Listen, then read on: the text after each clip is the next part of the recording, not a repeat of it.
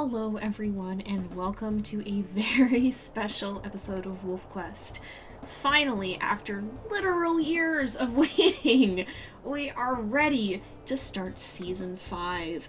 So way back years ago when I started the channel, I started off a WolfQuest Legacy that began with Katari and Terrell. They were founding matriarch and patriarch of the pack, and it went from there, and it was exciting. A lot of you guys loved it, and I loved it, and we ran for a long time, but then we decided we were going to wait for WolfQuest Anniversary Edition to come out, and at the time it wasn't. And then when it came out, it only had Amethyst Mountain because the whole game turned out to be way more massive than anybody predicted, and it's amazing. It's amazing what we have, but it took a lot longer than any of us anticipated.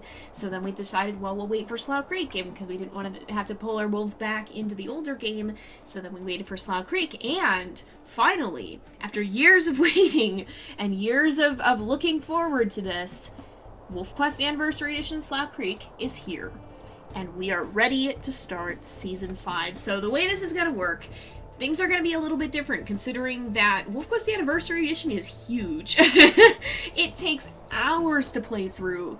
I was able to speedrun the old game in like 40 minutes, so we're looking at a much different scale.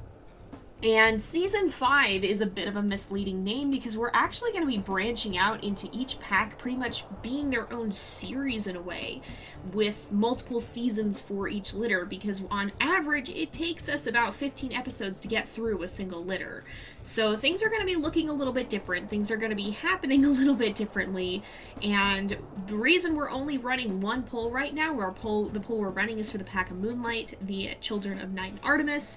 And the reason we're doing that is because we'll be following up with our second pack later on, and we'll be alternating out between them.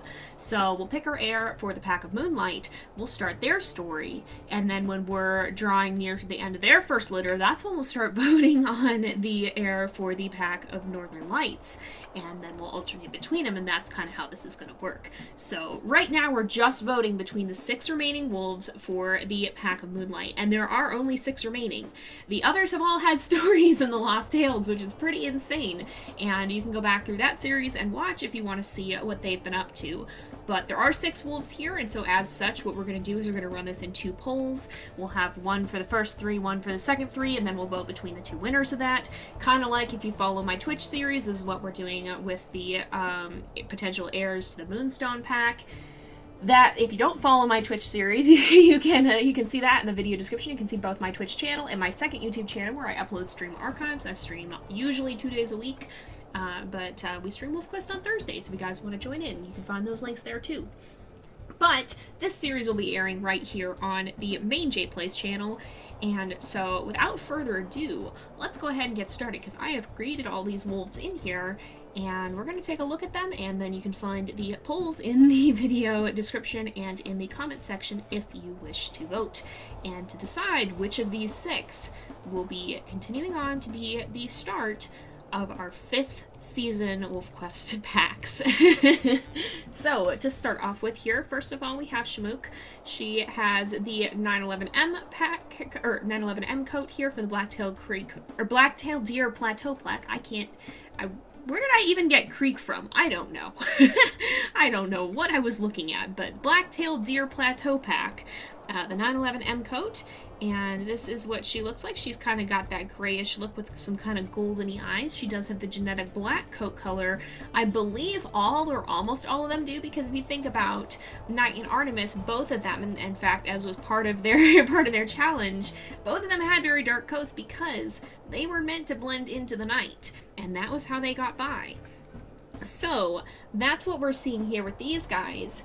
And that is something that we're going to see continue to be echoed through, particularly this pack. We'll see a lot of those darker coats. Now let's go ahead, we'll take a closer look at her eye color. Again, she kind of has that kind of goldeny look.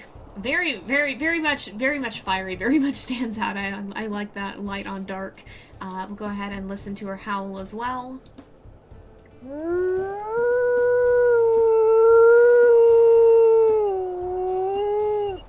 There we go, kind of a mid-tone, a little bit of a softer, kind of almost contemplative howl, and then the secondary.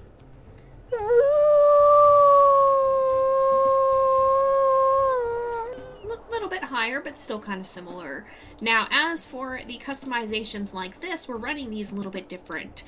If you guys are a member of my Patreon, you'll actually have the chance to contribute ideas for this that may make their way into a canon wolf story, because we created these guys from scratch because we didn't have them in WolfQuest Anniversary Edition. But the pups that do come in pre-generated with their coats, you can still change the customizations like this. And if you do that, I wanted to give you guys the chance to have some input, so if you are a current patron of the JayPlays channel, go ahead and look for this video and find a post with that on there, and in the comments of that, on the Patreon, you can submit ideas, and I may use them for canon stories for these wolves. So if you are a patron, or you become a patron, that's a fun little perk that you guys get. Now, as for stats, she's got some fairly neutral stats, only +1s and -1s. +1 speed, +1 health, but -1 stamina and -1 strength. So she's a little bit more... She's got a little bit of extra health. She can last a bit longer in a fight, but she won't do as much damage. And she can run a little faster, but not quite for as far. Now, as for her bio, she was actually the firstborn. She's the 2F member of the Moonlight pack. I went back and looked and assigned the designations to the wolves, as we would be doing here in WolfQuest Anniversary Edition. She tended to stay pretty close to the den, so I made her a little bit more cautious, a little more social, and kind of in the middle on terms of energy levels. Also, if you want a recap of these wolves and their challenges, check in the video description, because there is a Google spreadsheet you guys can look at, and you'll also have the chance to see some of their challenge settings here. We'll explain more exactly of what those mean as we get into the series, but for now, there's a little bit of an explanation in the spreadsheet if you guys want to look at that and kind of see what's up with that. So I'll also try to put those on the screen here at the end when we're kind of wrapping up so that you can see them here. But if you want the more detailed explanation and a little bit more of what that means until we get more used to it in future seasons, then you can see that in the spreadsheet. So make sure to check that out. But that is Chemukh. She is one of our first options in the first poll. And next up we have Cassia. So Cassia is the 4F member of the pack of Moonlight, and she actually has one of the DLC coats here. She has the 926F Spitfire coat, and you can kind of see her here. She's got a little bit of a white streak on her nose, and then some kind of reddish browns mixed into a darker fur color as a whole.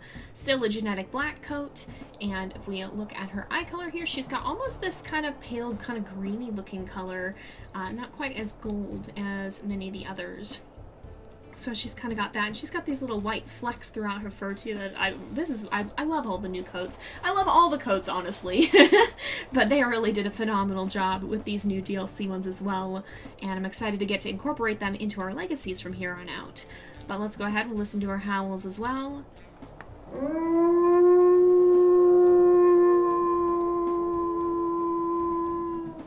She has a pretty deep, powerful sounding howl.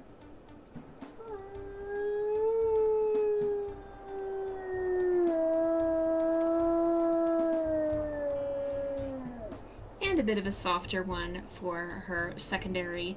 Again, with these traits, we haven't added any just yet. If you guys are a member of Patreon, you have the chance to submit ideas in the comments of the post on Patreon about this. So make sure that if you're a patron, you go check that out. And if you have any ideas, you might get to see some of them become canon.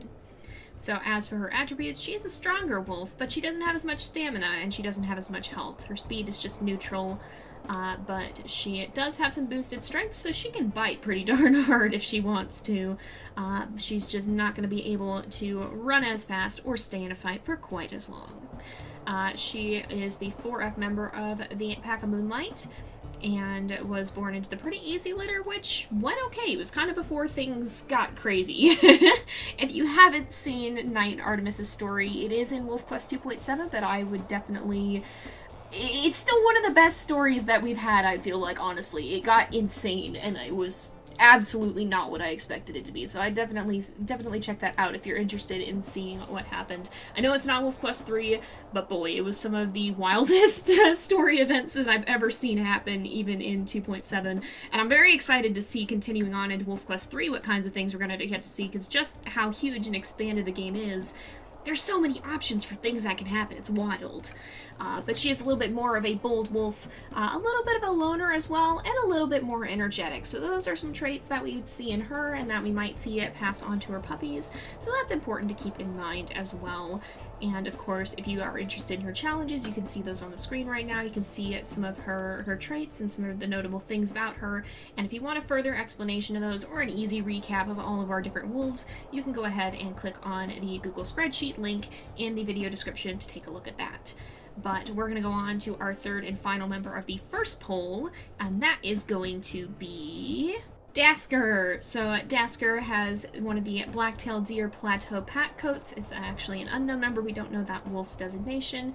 And he's got kind of this sort of reddish look a little bit, still very dark, and still is a black coat genetically. So that's important to keep in mind, thinking about what traits he might pass on to his puppies. He has these kind of orangey sort of eyes. They are quite pretty. They do stand out quite a lot. I like those fiery kind of eye colors. I really, you know, I talk a lot about how much I love the WolfQuest customization, but I really love it. It's so cool. There's so many cool combinations you can make. It's great. They did a great job. And I love that we can actually customize the eye colors now. It's such a subtle thing, but it's so good. But we'll go ahead and we'll listen to his howls as well. He's got a pretty deep howl, and then for his secondary, slightly higher, but still a fairly deep one. Once again, if you have ideas for what he may have acquired since he grew up in the time from when he was a pup to the time when he dispersed on his own, then let me know on Patreon. If you are a patron, you can let me know, and it might have a chance of being canon if you guys are interested in that.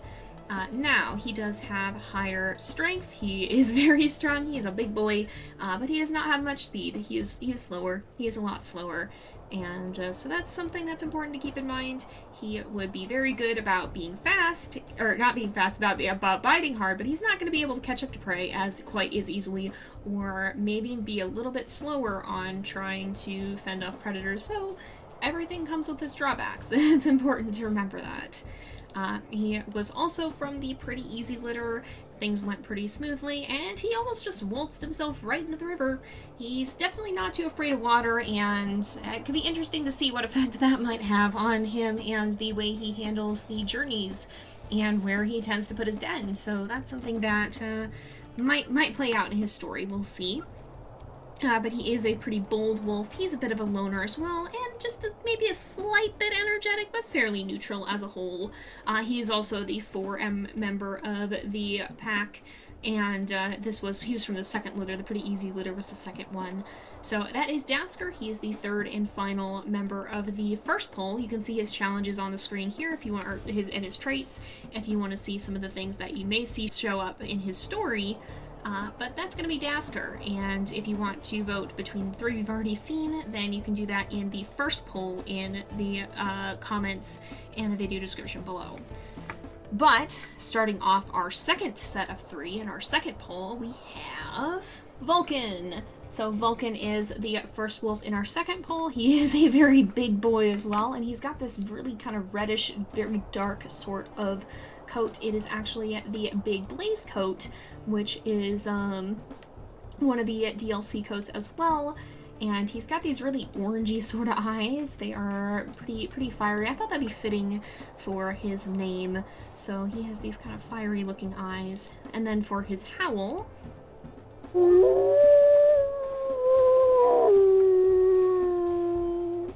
little bit of a higher one. And then for the secondary, both pretty intense howls, so he certainly has quite a presence with them, I would say.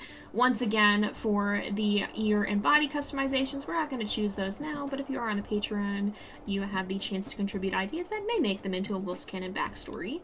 As for his traits, his strength is +2, but his stamina is -1, his speed's -1, and his health is +1. So he'd definitely be a pretty solid fighter. He'd just have a harder time maneuvering and having the speed and stamina to be able to run as fast or as far. So that's kind of what we might see from him. He is the 6M member of the pack, and he was also born into the pretty easy litter.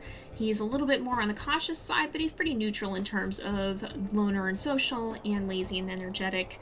And that is Vulcan. You can see some of his specific challenges and traits on the screen. Those are elements you might see play out in his story. And yeah, you can see some of those things. And again, you can find all his info condensed into easy reference and with a little bit of extra information on what each of those things mean in the spreadsheet linked in the description of the video. But next up, as part of our second poll, we have Shiro. So Shiro is the 8M member of the Moonlight pack. He actually has the Casanova coat, and he's got some pretty striking kind of greeny yellow sort of eyes here, along with some of that white showing up in his coat, some of those white patches. He does have a black coat color as well. I think all of them have. And here's a closer up look of his eyes. They are pretty bright. They do stand out quite a bit from his coat. If we listen to his howls,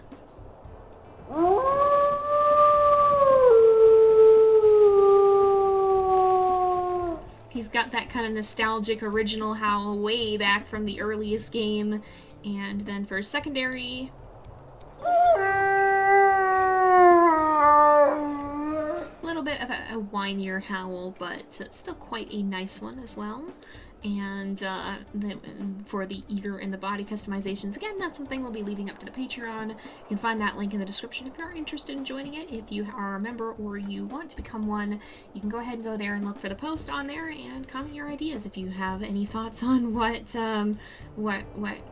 traits he should have, and that might have a chance of becoming part of his story. As for his stats here, though, he's got a little bit extra strength, but not quite as much speed. Again, that's kind of a theme we see with this pack, because Knight was a stronger wolf, but he was not all that quick. So that's something we see kind of showing up time and time again here, is a lot of his higher strength for the most part, but he didn't have too much speed, so a lot of his pups are going to be a little bit on the slower side as well, and able to bite quite hard, but not run quite as fast. Now, Shiro's kind of an interesting one. He is the 8M member of the Moonlight pack, and he was born into the ill-fated one, the one that things got a little bit crazy, and that everything really ended up changing. So he lived right through that and almost got taken by coyotes on a handful of occasions, as well as dealing with the Druid pack, seeing what happened and coming in full force to try and take us out. If you're wondering, whoa, what exactly are you talking about? That's what I mean when I say go watch the series, go watch season 4. It was wild. And it's still one of the craziest stories we've seen in WolfQuest, even though it was 2.7 before the game expanded as much as it did.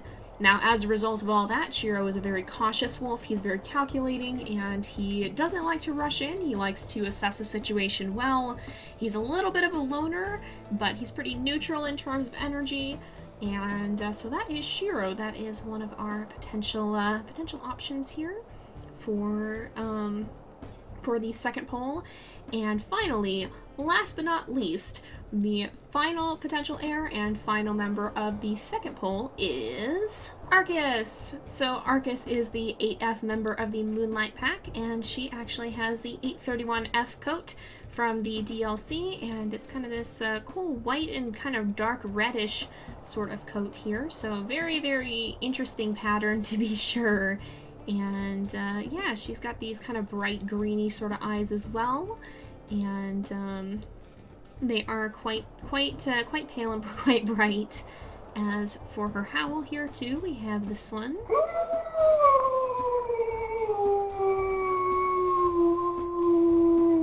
A little bit on the higher side, and then as for her secondary,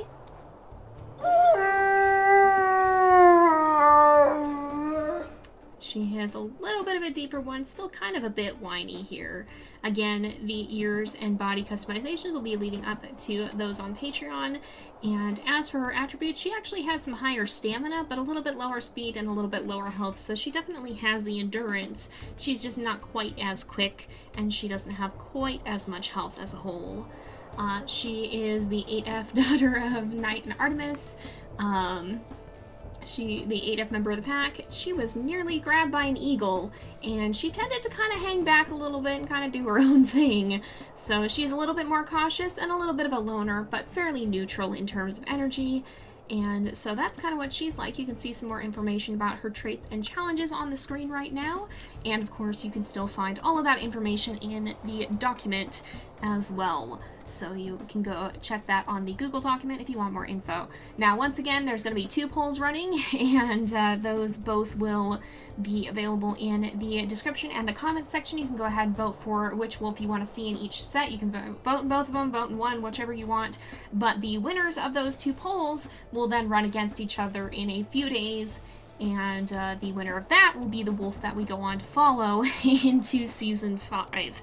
And we'll be starting off our new generation of WolfQuest with the descendants of our original legacy for the first time in quite some time. So I hope you guys are as excited as I am to get started on this journey. It has been a long time since we've done much with our main legacy, aside from the Wayfinders, who are kind of their own special thing at this point.